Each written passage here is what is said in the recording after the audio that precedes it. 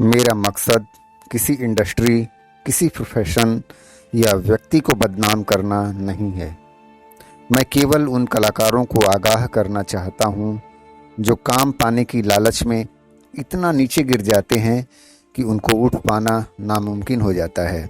चापलूसी, कॉम्प्रोमाइज़, इससे काम नहीं मिलता। मिलेगा तो आपकी प्रतिभा और आपके हुनर से। आसमान में सूरज की तरह चमकने को बेताब था वो, लेकिन उस सूरज पर ग्रहण लगाने के लिए आ गया एक राक्षस। ये उसने सारे जुगत, लेकिन मुंह की खाकर वापस चला गया, क्योंकि सूरज के तेज के सामने न कोई टिका है और न टिकेगा। सूरज अपने पूरे शवाब पर आसमान में चमका और वो राक्षस चला गया अंधकार में। ये कहानी है एक ऐसे कलाकार की जो सफलता की सीढ़ियां चढ़ता चला जा रहा था, लेकिन इसी बीच एक ऐसा प्रभावशाली व्यक्ति मिला जो उसे सफलता की बुलंदियों पर पहुंचाने के ख्वाब दिखाकर उससे उसकी कीमत वसूलना चाहता था। असमंजस में पड़ गया वो कलाकार।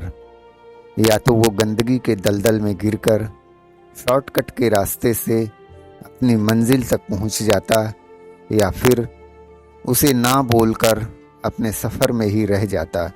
लेकिन वो कलाकार एक उत्कृष्ट कोहिनूर हीरा था। उसने ना बोलकर अपना सफ़र जारी रखा और दुनिया को एक मिसाल, एक सबक दिया, और प्रयास करते करते अब वो एक बड़ा नाम, एक बड़ी पहचान के साथ हम सबके बीच है। सभी लोग उसकी कला से मुतासिर हैं। इसके अलावा कुछ और भी कहानियां हैं जो कॉम्प्रोमाइज़ के भयानक और दिल दहला देने वाले हादसे के दौर से गुजर चुके हैं। एक और कलाकार था राजेश। 20-21 साल की उम्र में मुंबई आया था। ऑडिशन देने की अभी उसने शुरुआत ही की थी। उसे अभी कहीं काम नहीं मिला था। वो एक्टर और मॉडल बनना चाहता था। कुछ कास्टिंग डायरेक्टर्स को उसने अपने नंबर भी दिए थे। एक बार वो अंधेरी में ऑडिशन के लिए लाइन में लगा हुआ था। इसी बीच उसके मोबाइल की रिंग बजी। कोई कास्टिंग वाला उसे कॉल कर रहा था। उसने मलाड का एक एड्रेस दिया जहां किसी फिल्म का प्रोड्यूसर आया हुआ था। राजेश बताए हुए पते पर प्रोड्यूसर से मिलने के लिए पहुंचा। प्रोड्यूसर ने बड़ी संजीदगी से दरवाज़ा खोला और राजेश को अंदर बुलाया। राजेश ने प्रोड्यूसर को बताया कि मुझे फलां कास्टिंग डायरेक्टर ने आपसे मिलने के लिए बोला है।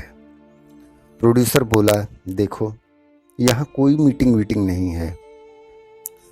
कास्टिंग वाले ने मुझे साफ साफ बोल दिया था कि तुम कॉम्प्रोमाइज़ के लिए रेडी हो। राजेश बोला, नहीं सर, मैं कॉम्प्रोमाइज़ के लिए रेडी नहीं हूँ। लेकिन प्रोड्यूसर की हिम्मत बढ़ चुकी थी। उसने राजेश के कपड़े निकालना स्टार्ट कर दिया। बेचारा राजेश उस प्रोड्यूसर के सामने कमज़ोर पड़ गया। उसने पूरी ताकत से विरोध करना चाहा, लेकिन वो छोटा मासूम बच्चा कमज़ोर पड़ रहा था। प्रोड्यूसर ने उसके शर्ट और पैंट निकाल दी। राजेश अब सिर्फ अंडरवेयर में था।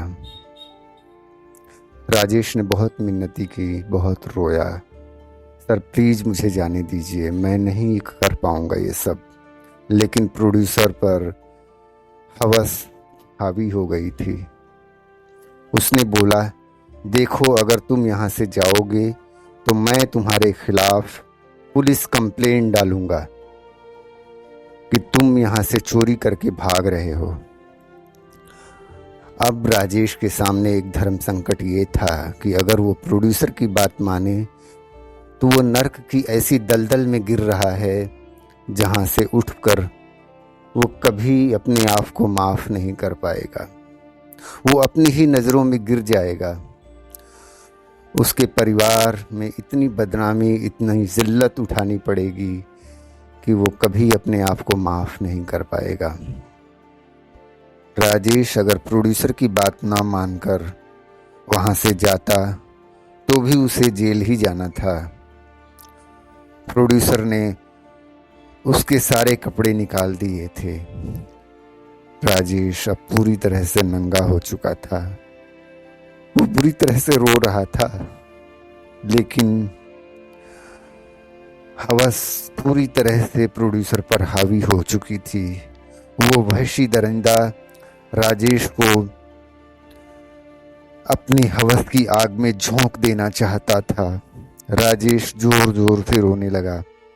इससे वो प्रोड्यूसर डर गया और उसने बोला, ठीक है, जाओ और कपड़े पहन लो और चले जाओ यहाँ से।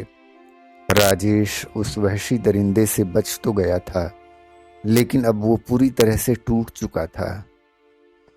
वो ये सोच रहा था कि क्या मैं अपने घर चला जाऊं या मुंबई में और मजबूती के साथ अपनी एक नई शुरुआत करूं।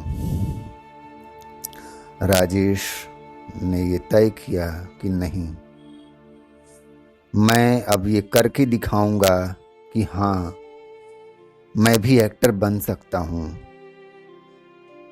मैं वो सब करके दिखाऊंगा जो मैं करने आया था मुंबई।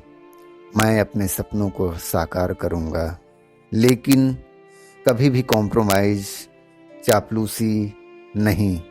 मैं करूंगा तो सिर्फ और सिर्फ अपनी प्रतिभा और अपनी मेहनत से। और राजेश ने वो सब करके दिखाया।